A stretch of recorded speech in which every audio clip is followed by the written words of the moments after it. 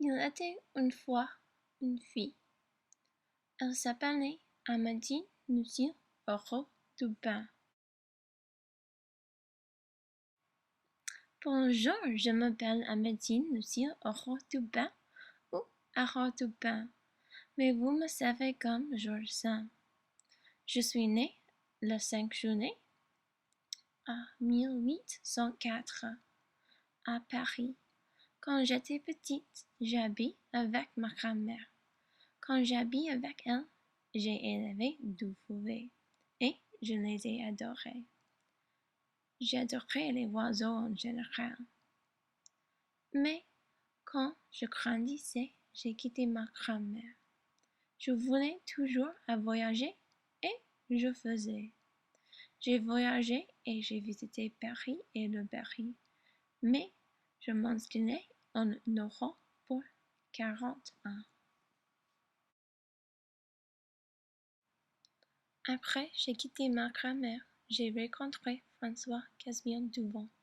Il était Syrien et licencié en droit, fils de notable et bon parti. Le 17 septembre, je me suis mariée avec lui, mais quand il était mon mari, je n'utilisais pas son nom. Avec Dubon, j'ai eu 12 enfants. Ils s'appelaient Maurice et Solange. Mais j'étais très sociale et j'avais des liaisons avec d'autres hommes. Finalement, j'ai quitté mon mari et mes enfants. Ensuite, j'avais des liaisons avec, par exemple, Frédéric Chopin, Honoré de Balzac et Gustave Flaubert. Aussi, j'ai eu une liaison avec Marie Dorval. Marie était une actrice. La liaison de Dorval et moi était très scandaleuse. Et finalement, je suis mort le 8 juin 1876.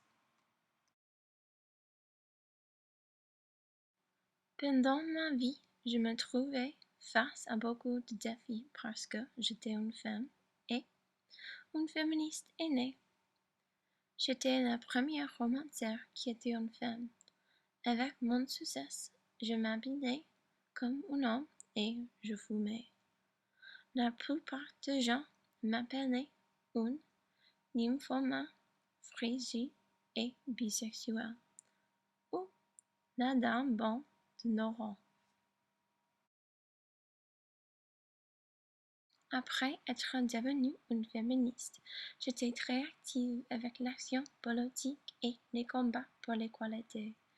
Ma lutte de femme pour l'égalité était très longue parce que je voulais le droit au divorce et à l'égalité civile. Mon combat pour l'égalité des sexes a fini quand je suis mort. Aussi, je voulais soutenir les républicains modérés.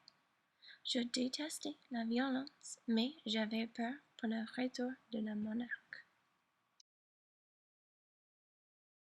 Finalement, j'ai utilisé le pseudonyme Georges Sand parce que j'étais une féministe et je ne voulais pas de discrimination parce que j'étais une femme. Mais mon premier pseudonyme était Georges Sand quand je travaillais avec Jules Sandeau. J'ai utilisé Georges Sand pour mon premier roman, Indiana. Aussi, j'ai écrit Lélia, Mauprat, Sprindian, Les 7 gros de la lyre, La mère au diable, François le Champi, La petite Faudette, Histoire de ma vie et Conte d'une grand-mère. Pendant ma vie, j'ai écrit presque 90 romans, 20 000 lettres et des œuvres autobiographiques.